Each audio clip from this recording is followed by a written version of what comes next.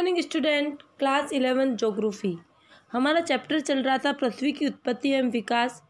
इस संदर्भ में हमने सारा सौरमंडल, ब्रह्मांड, चंद्रमा की उत्पत्ति और जो कल की जो हमारी क्लास थी उसमें हमने स्तर मंडल का जो विकास था उसके बारे में पढ़ा।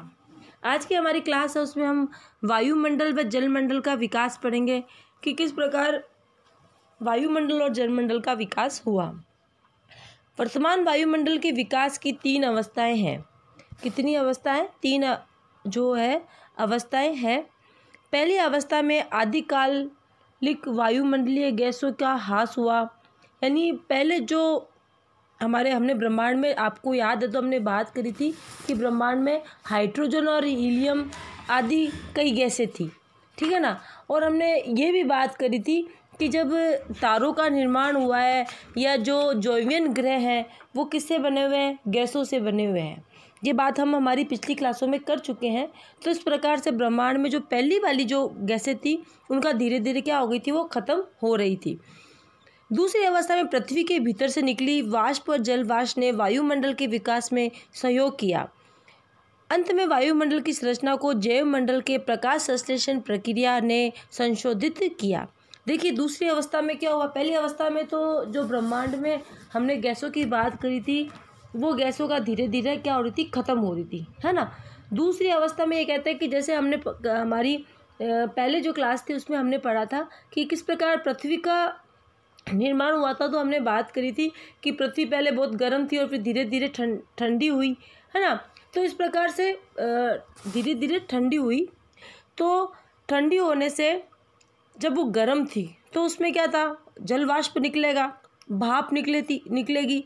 तो इस प्रकार से वो कहाँ गई, जल वाष्प बोल दो या भाप बोल दो, एक ही बात है, वो ऊपर गई, है ना। तो उनके सहयोग से भी क्या हुई, वायुमंडल की संरचना हुई।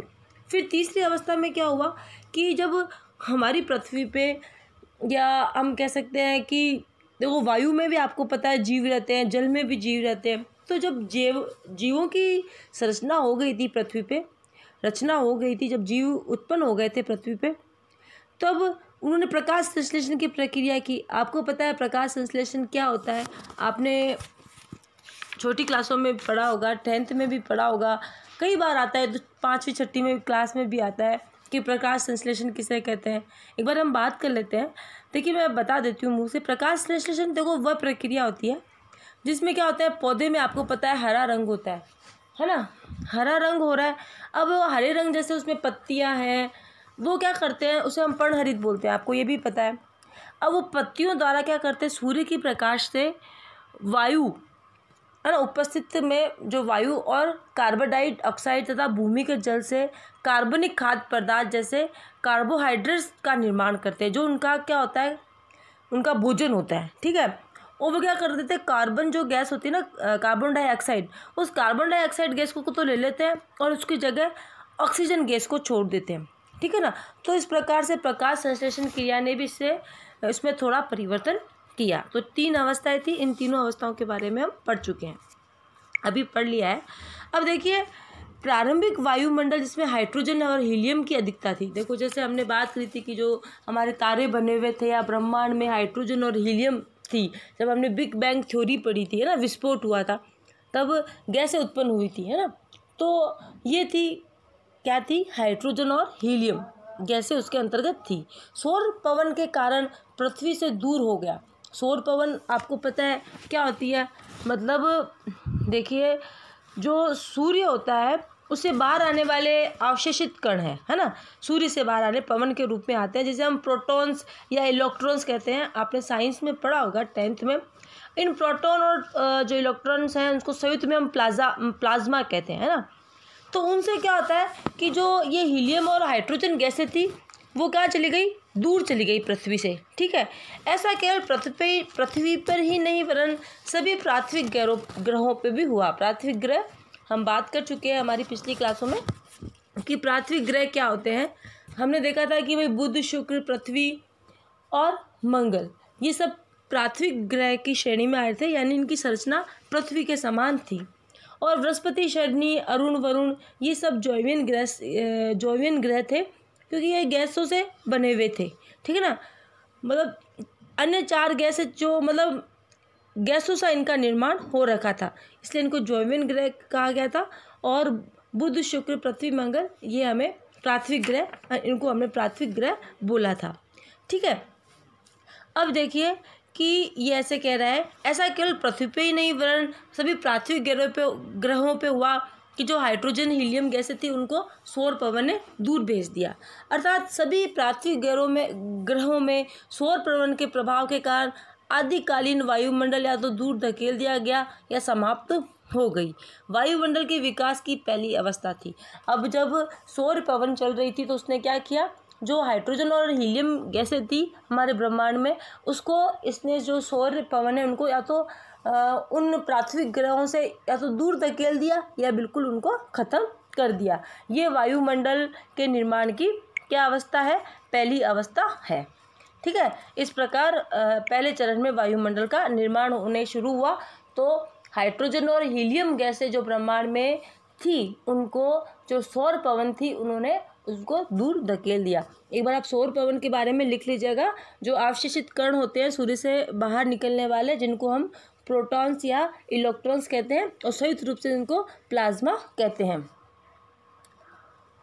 आगे देखते हैं, पृथ्वी के ठंडा होने और विभेदन के दौरान, हमने विभेदन वाला बात भी की थी कल वाली क्लास में, और ठंडे होने वाली बात भी की थी कि विभेदन हुआ, जो हल्के पदार्थ थे वो नीचे चले गए, हल्के पदार्थ थे वो ऊपर आ गए और भारी पदार्थ कहाँ गए, नीचे, जैसे लोहा तत्व वगैरह नीचे जमा हो गए। विभेदन वाली बात हम कर चुके हैं। पृथ्वी के अंदरूनी भाग में बहुत सी गैसें जलवाष्प बाहर निकल के आए, इसी से आज के वायुमंडल का उद्भव हुआ है। देखो, जब गरम पृथ्वी थी, है ना, तब उसमें से गैसें निकल रही थी, और जब गर्म है तो उसमें से क्या होगा, जलवाष्प तो निकलेगा ही, तो जलवाष्प भी बाहर निकला। और हमें यह भी पता था कि पहली अवस्था में हाइड्रोजन और हीलियम तो चली गई थी, है ना, बाहर निकल गई थी हमारे पृथ्वी के चारों ओर से। और अब जब पृथ्वी ठंडी हो रही है तो उसमें से गरम जो वो लावा है, या गरम जब हमारी धरती थी तो उस लावा में से गैसें और जलवाष्प बाहर निकला और धीरे धीरे क्या हुई, ठंडी हुई। प्रारंभ में वायुमंडल में जलवाष्प नाइट्रोजन, कार्बन डाइऑक्साइड, मीथेन एवं अमोनिया अधिक मात्रा में थे और स्वतंत्र ऑक्सीजन बहुत कम थी। क्योंकि जब पृथ्वी में से जो गैसें निकली वो कौन कौन सी थी, कार्बन डाइऑक्साइड, नाइट्रोजन, जलवाष्प थी, मीथेन थी, अमोनिया थी, परंतु ऑक्सीजन की क्या थी, मात्रा बहुत कम थी। ये प्रक्रिया जिसमें पृथ्वी के भीतर भाग से गैसें धरती पर आई, इसे गैस उत्सर्जन कहा जाता है। अब गैसें कैसे आई, हमारा जो वायुमंडल, हमारी पृथ्वी में से जो ठंडी हो रही है तो उस लावा में से जो गैसें निकल रही है और जल वाष्प है, उसी से ये गैसें हमारे पृथ्वी के चारों ओर हो गई। आपको पता है वायुमंडल किसे कहते हैं, पृथ्वी के चारों ओर जो वायु का या जो गैसों का आवरण है वही क्या है, वायुमंडल है ना। तो इस प्रकार गैसों का उत्सर्जन किसने किया, पृथ्वी ने किया। लगातार ज्वालामुखी विस्फोट में वायुमंडल में जल वाष्प व गैसें बढ़ने लगी। अब देखो, अंदर पृथ्वी के अंदर बहुत ज़्यादा गर्मी थी। जब हमने पृथ्वी की संरचना के बारे में पढ़ा तो हमने देखा था कि जैसे जैसे 2900 किलोमीटर के नीचे हम जाते हैं तो अंदर बहुत गर्म है, लावा जो निकल रहा है वो वहाँ से निकल रहा है ना। तो जब ये लावा बाहर आता है गरम तो उसके साथ में क्या आती है, साथ में कई गैसें और जलवाष्प भी आता है। पृथ्वी के ठंडा होने के साथ साथ जलवाष्प का संघनन शुरू हो गया। अब जैसे जैसे पृथ्वी ठंडा हुई तो जलवाष्प भी बाहर आने लगा, संघनन शुरू हुआ और वायुमंडल में उपस्थित कार्बन डाइऑक्साइड के वर्षा के पानी में घुलने से तापमान और अधिक बढ़ेगा, है ना। फलस्वरूप अधिक संघनन व अत्यधिक वर्षा हुई। अब देखो, कार्बन डाइऑक्साइड तो पहले भी थी, हम बात कर रहे हैं कि जब पृथ्वी में से लावे में साथ में कौन निकल रहा है, carbon dioxide, nitrogen, methane, ammonia, ये निकल रही थी, ठीक है। अब उसके बाद में क्या हुआ, वापस ये हुआ कि जब पृथ्वी ठंडी होने लगी तो जलवाष्प निकला, जलवाष्प भी निकलेगा। अब आप लोगों ने कभी छोटी क्लासों में पढ़ा होगा कि क्या होता है कि हाँ, हम जब वर्षा की बात करते हैं कि किस प्रकार वर्षा होती है तो हम क्या कहते हैं कि भाई बहुत तेज जो क्या हो रहा है, सूर्य का प्रकाश है वो कहाँ गिर रहा है, पानी पे गिरा, और जल वाष्प बना, ऊपर हुआ, संघनन हुआ। हमारा एक लेसन है संघनन का, कि वर्षा किस प्रकार हो रही है, तब हम उसमें बात करेंगे कि किस प्रकार संघनन होता है। 7% संघनन होता है जल वाष्प का, उसके बाद बारिश होती है ना, ये आपको पता ही है। तो जब जल वाष्प ऊपर गया, उस पर संघनन हुआ, तो उसके बाद में क्या हुआ, कार्बन डाइऑक्साइड ने भी वहाँ पे तापमान बहुत ज़्यादा क्या कर दिया, बढ़ा दिया। अब तापमान बढ़ा, अत्यधिक संघनन हुआ, और फिर क्या हुई, बहुत तेज बारिश हुई। अब बारिश हुई तो पृथ्वी के धरातल का वर्षा का जल गर्तों में इकट्ठा होने लगा, जिससे महासागर बने।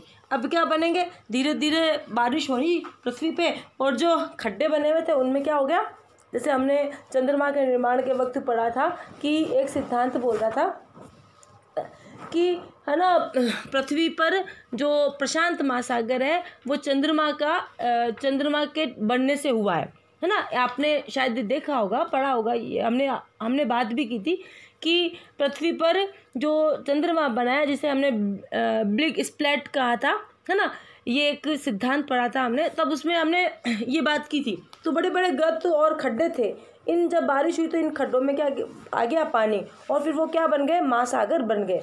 पृथ्वी पर उपस्थित महासागर पृथ्वी की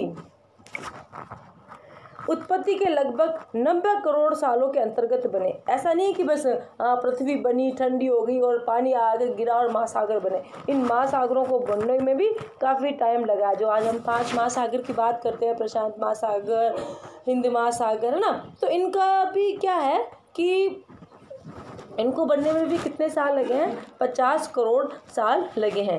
इससे हमें पता चलता है कि महासागरों 400 करोड़ साल पुराने हैं। कितने साल पुराने हैं, 400 करोड़ साल पुराने हैं। अब देखिए, लगभग 380 करोड़ साल पहले जीवन का विकास प्रारंभ हुआ। यदि भी लगभग 250 से 300 करोड़ साल पहले प्रकाश संश्लेषण क्रिया विकसित हुई थी। क्योंकि देखो, प्रकाश संश्लेषण कैसे हुआ, पेड़ पौधों के कारण, है ना। तो लंबे समय तक जीवन केवल महासागरों में ही सीमित रहा।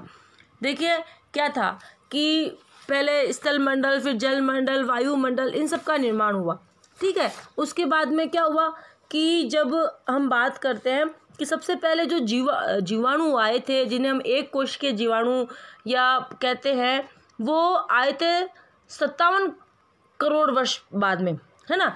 तो जब बिग बैंग हो गया, ब्रह्मांड बन गया, सूर्य की उत्पत्ति हो गई, तारों की उत्पत्ति हो गई, सब बन गए, तारे, चंद्रमा सब बन गए, है ना, पृथ्वी बन गई। उसके बाद में जीव आया।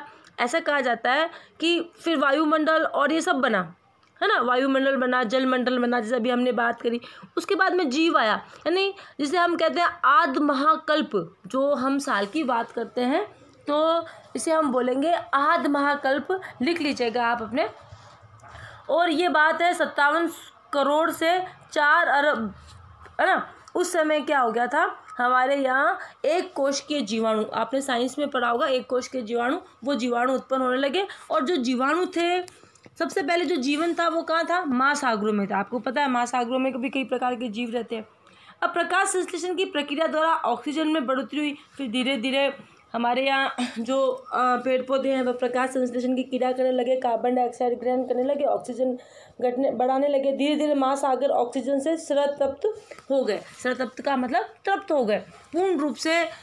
जो आपको पता है पानी किससे बना होता है, पानी किससे बना होता है, आपने पढ़ा होगा साइंस में भाई, हाइड्रोजन और जो हाइड्रोजन से और ऑक्सीजन से बना होता है पानी, ठीक है ना। तो जब महासागरों में, जलों में ऑक्सीजन व नाइट्रोजन ये सब जब थे, तो इनसे क्या हुआ, पानी अगर बढ़ा तो ऑक्सीजन की भी मात्रा बढ़ी, ठीक है ना।